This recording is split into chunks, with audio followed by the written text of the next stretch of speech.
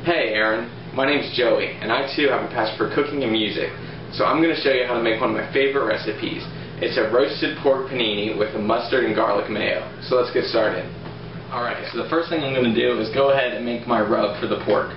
So what I got here is some apple cider vinegar, and to this I'm just going to add some Dijon mustard, some rosemary and sage, fresh, some garlic, minced, probably about 4 to 5 cloves, some onion, about a tablespoon or so minced onion, and some brown sugar. Okay, so I'm just going to mix this up.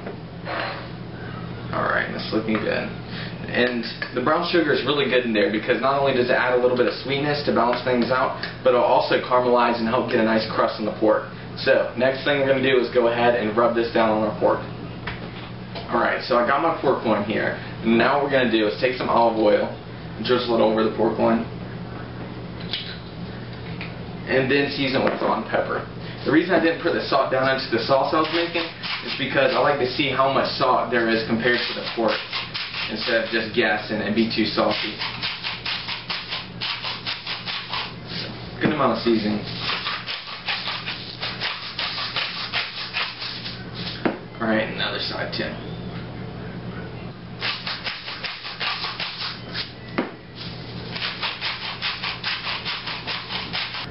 Alright, this looks good, so I'm going to go ahead and put my rub on here.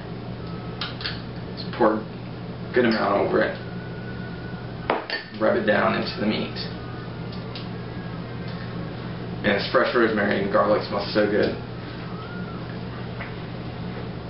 Alright, both sides again.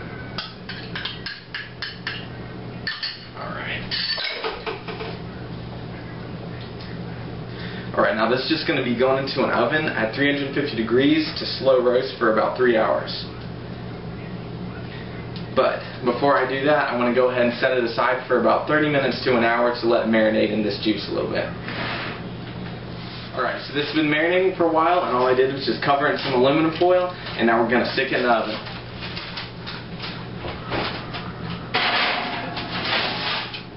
Alright, now while that's roasting, I'm going to show you how to make my mustard and garlic mayo. So the first thing I got here is some mayonnaise. I'm just going to add some fresh chopped rosemary to it, some minced garlic, so give it a nice bite, and then some Dijon mustard. Mix it all together.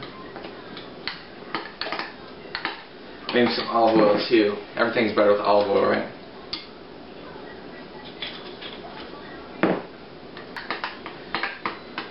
This is going to be a killer mayo for this.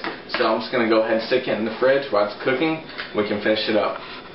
Alright, so our pork has been roasting in the oven for about a little over 2 hours now. So I'm going to go ahead and pop it out and see how it's going.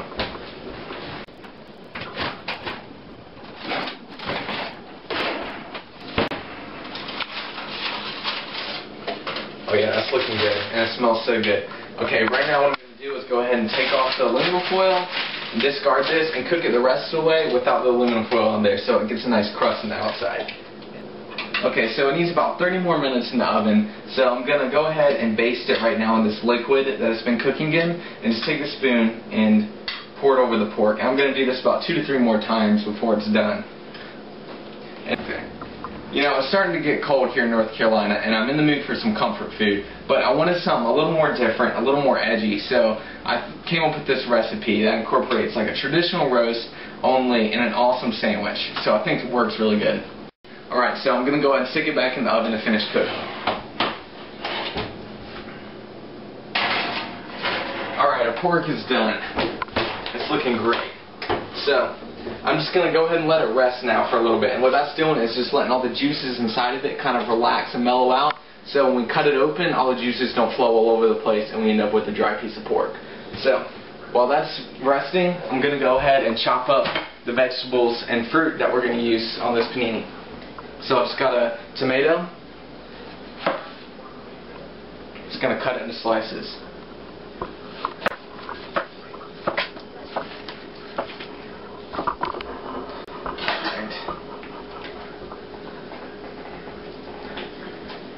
my Granny Smith apple.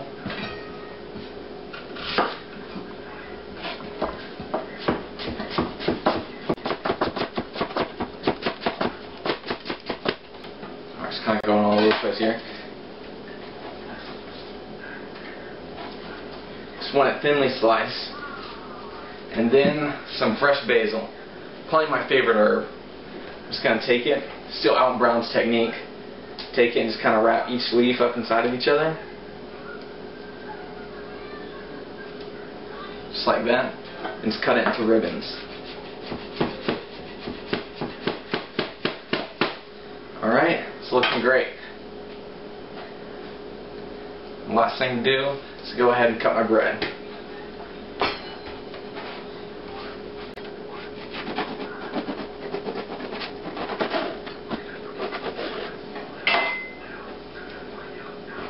Alright, now we're ready to go. Alright, now it's time for assembly. I got my bread and some Swiss cheese here. Now I'm just going to take my pork and pile it on there. And if you'd like to, you can actually use chicken too instead of the pork.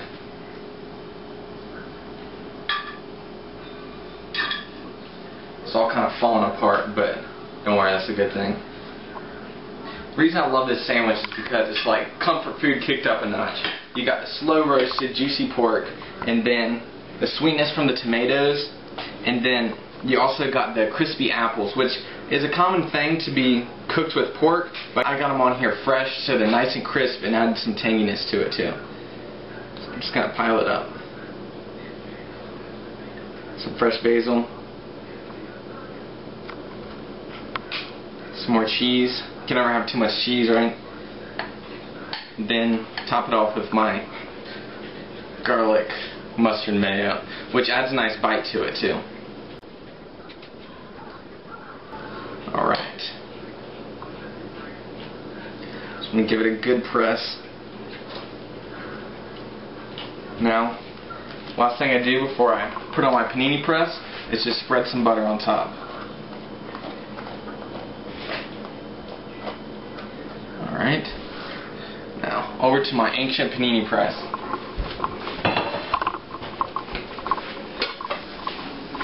Just want to put a little bit of butter down there too, so it doesn't stick.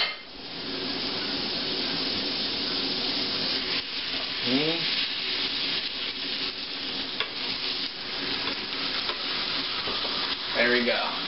This is kind of the tricky part, but you just want to get it in there, try to balance in there so it doesn't slide around too much, and sear it so it gets nice and warm all the way through, and a crispy outside. Alright, let's look at this. Alright, perfect.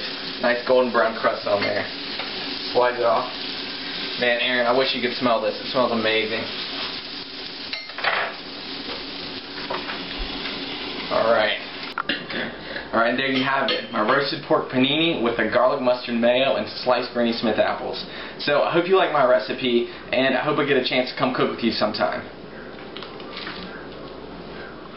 By the way, thanks for making great music.